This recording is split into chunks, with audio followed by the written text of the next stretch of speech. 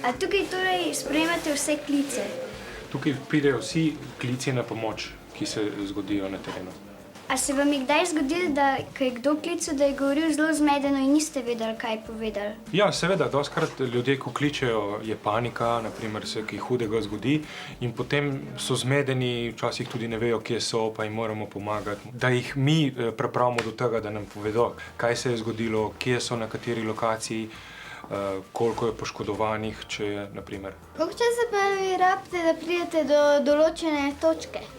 Če prižgemo modro luč in sireno, smo lahko zelo hitro na kraju. Naprimer, če bi brez luči avto po omejitvah rabil 15 minut, lahko mi na kraj pridemo v 5 minutah. Kaj pa pravila, a pravila za reševalce ne veljajo? Takrat, ko imamo modro luč in sireno, za nas pravila ne veljajo. Moramo pa upoštevati tudi, da so tudi ostali udeleženci v prometu, kolesarji, pešci, ostali vozniki in jih ne smemo ogrožati s tem, ko mi pač hitimo nekomu na pomoč.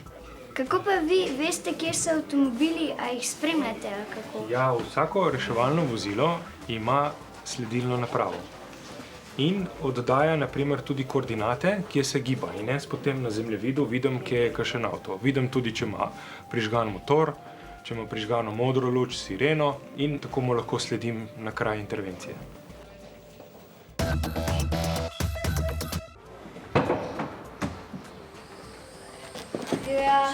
Živijo. A to je pravo reševalno vozilo? Pravo reševalno vozilo. Kaj bi pa vi naredili, če bi se nama kaj zgodilo? Nekdo bi mogel poklicati, da bi mi sploh zvedeli, kaj se je vama zgodilo, potem pridemo in odvisno od situacije, kaj bi se zgodilo, tako bi tudi pomagala. Recimo, da padeš s kolesom, pa si samo roko zlomiš. Bomo najprej ti dali nosila, potem ti bomo pa roko imobilizirala. Ja, zakaj pa to, če si samo roko zlomiš? Včasih, ko si nekdo roko zlomi, mu rata slabo, pa lahko skupaj pade, pa manj ga boli, če se bi. A pa ste že kdaj pomagali takim puncam, ki so vam dveh? Dostikrat, pogosto se zgodi ravno taki zlomi s kolesom, z rolerji, v šoli včasih se lovite, saj sama veš, ne? Kaj pa to? To je pa vakuumska opornica, ki jo damo vsakmu, ki si poškoduje roko, nogo, za noge so večje in tak naprej. Damo jo pa zato, da naredimo kot nekak mavc, da čim manj boli med prevozom.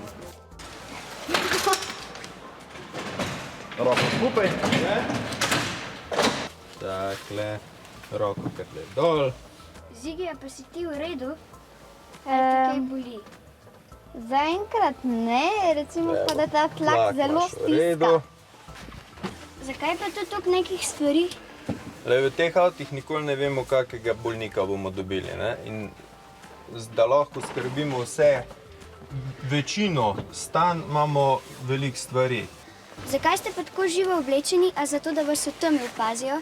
To je en namen, so ti trakovi, ki se bleščijo v temi. Živa barva je pa to, da nas ljudje opazijo, da sploh na cesti, v temi, da nas kdo ne povozi. Avto 20, gerontologi. Zdaj vam bodo pa kar pomagali. Zdaj že toliko znata, da bo ta lahko koristne zraven. Na Vojkovi v križišču za Kranjčevo je povožen kolesar, ker je tako nujno, poškodbe niso znane, sprejem